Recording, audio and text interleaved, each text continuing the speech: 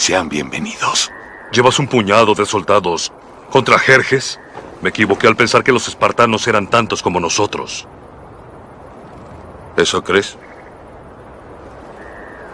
Tú, dime, ¿cuál es tu profesión? Soy alfarero, señor. ¿Y tú, Arcadiano, cuál es tu profesión? Escultor, señor. Ya veo. ¿Y tú? Carpintero, señor. ¡Espartanos! ¿Cuál es su profesión?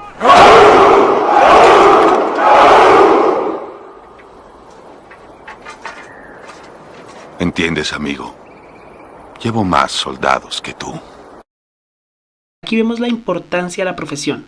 No es lo mismo un grupo de hombres que se dedican a actividades civiles a un grupo de soldados preparados para la batalla. Cuando leemos la escritura notamos que esta importancia de profesión, esta relevancia que se le da al cargo de soldado, también lo encontramos en las escrituras. Vayamos a 2 de Timoteo capítulo 2, versículos 3 y 4, que dicen lo siguiente. Pablo, escribiéndole a Timoteo, le dice: tú pues sufre penalidades como buen soldado de Jesucristo. Ninguno que milita se enreda en los negocios de la vida, a fin de agradar a aquel que lo tomó por soldado. Vamos a volverlo a leer, pero esta vez en la versión NBI para encontrar las diferencias. En la versión internacional dice: comparte nuestros sufrimientos como buen soldado de Cristo Jesús. Ningún soldado que quiera agradar a su superior se enreda en cuestiones civiles. Y por último, leámoslo en la Nueva Traducción Viviente. Dice así: soporta el sufrimiento junto conmigo como un buen soldado de Cristo Jesús.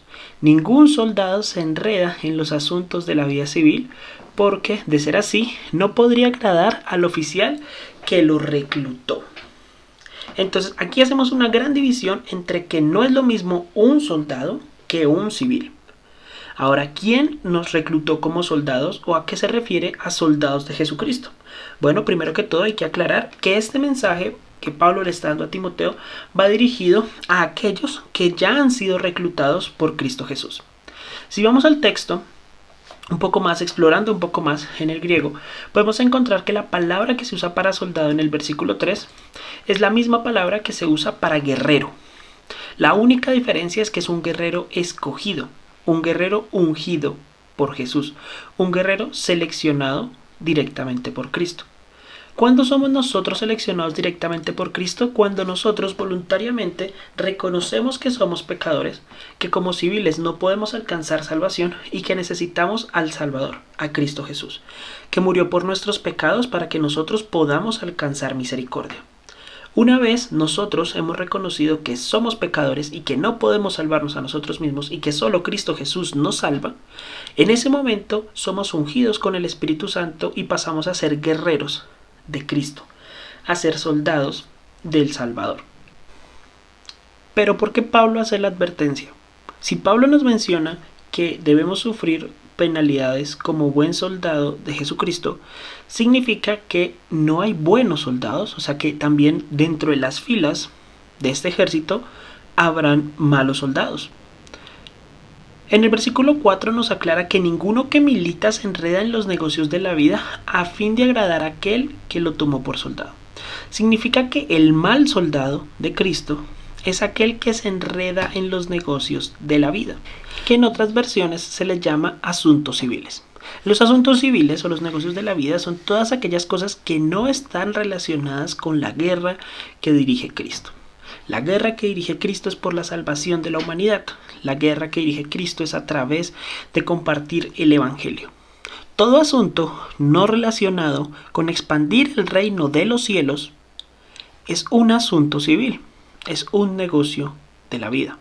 Ahora, pues nos referimos a nuestros trabajos, a nuestra universidad, a nuestros estudios, a nuestra familia, a nuestras actividades de tiempo libre, a nuestro ocio. No significa que no podamos hacer estas cosas. La cuestión es qué enfoque tenemos nosotros como soldados de Cristo al momento de hacer todas estas actividades. ¿Qué buscamos agradar? ¿Qué buscamos satisfacer? ¿Buscamos satisfacer a aquel que nos tomó por soldado? ¿O buscamos satisfacernos a nosotros mismos, a nuestras esposas, a nuestros hijos, a nuestros amigos, a nuestros líderes? Hay algo importante dentro del tema de la profesión. La profesión define lo que somos, define el por qué hacemos las cosas. Supongamos que hay 3 capas alrededor nuestro. La primera capa es lo que hacemos, lo que todo el mundo ve que hacemos, lo que es fácilmente alguien que nos ve en la calle ve que hacemos.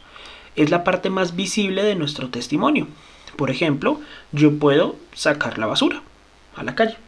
Eso es algo que yo hago. La segunda es cómo lo hago. Es una capa más interna. No lo ve todo el mundo, solo lo ven las personas más cercanas a mí. Las personas más cercanas son las que ven cómo hacemos las cosas. Yo puedo sacar la basura con una buena actitud, con una mala actitud, de mala gana. Puedo sacar la basura cogiendo la bolsa a patas hasta llegar al poste o a la caneca donde la voy a depositar. Puedo sacar la basura muy elegante.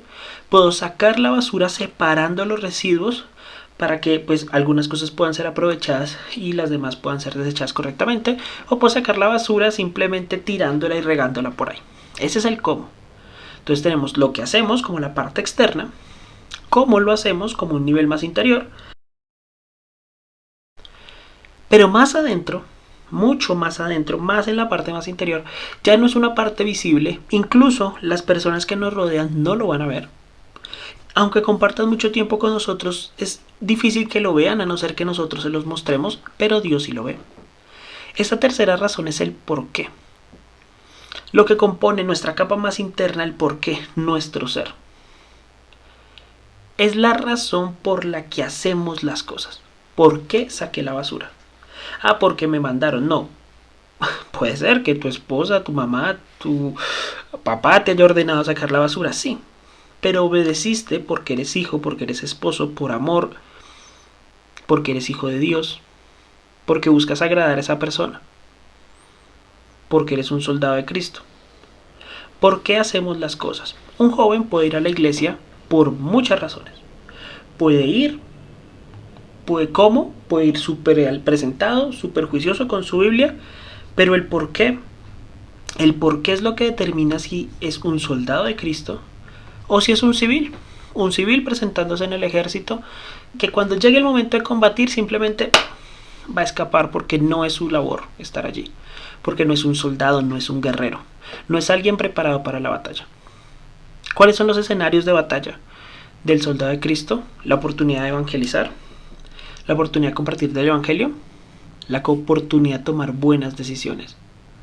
Buenas decisiones como cuáles. Un soldado no se va a emborrachar, porque un soldado, pregúntenle a policía, un policía no se puede emborrachar en servicio. Pero el Hijo de Dios siempre está en servicio. Un policía, un militar, no puede quitarse el uniforme mientras esté en servicio. El Hijo de Dios siempre está en servicio y su uniforme es el nuevo hombre, es la armadura del Espíritu Santo. Un buen soldado no se va a meter en relaciones ilegales o en problemas porque está en servicio, porque no puede hacer estas cosas que desagradan a su rey. Volviendo al pasaje, Pablo menciona como característica importante del soldado de Cristo el sufrimiento, pero no un sufrimiento en solitario. Pablo le dice, tú pues sufre penalidades, otras versiones dice comparte, y en el griego se refiere a sufrir compartiendo, o sea, sufrir juntos. El soldado de Cristo sufre las penalidades de ser un soldado de Cristo en conjunto, no las sufre solo porque hace parte de un ejército. Lo que significa que si otro soldado que nos acompaña en esta batalla sufre, sufrimos con él.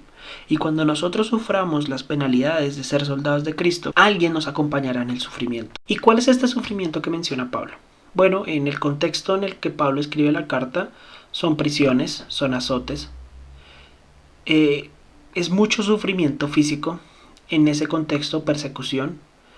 Gracias a Dios en este momento en Colombia no tenemos ese nivel de sufrimiento, no sufrimos de esa forma física porque estamos en una era de conveniencia. En una era de conveniencia significa que ahora todo es mucho más sencillo para nosotros, pero no por eso gozamos de más libertad.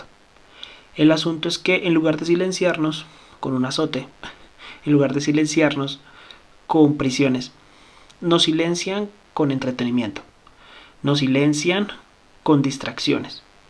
Acá en Colombia me refiero, porque claro, hay lugares en el mundo donde aún hay cárceles, donde aún hay azotes y se da la vida por Cristo. Esos soldados son los que están en este momento en la primera línea, afrontando situaciones muy difíciles de sufrimiento en las cuales nosotros debemos apoyarlos y participar de ese sufrimiento.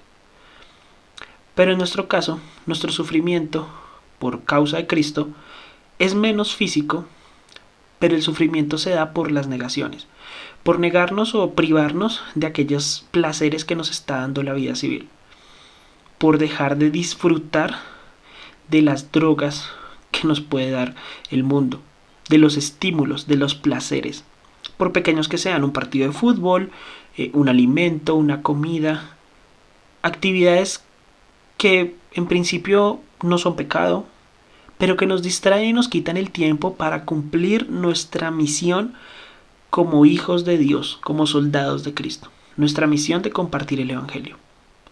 Ese sufrimiento es interno, es un sufrimiento como el de un adicto que tiene síndrome de abstinencia.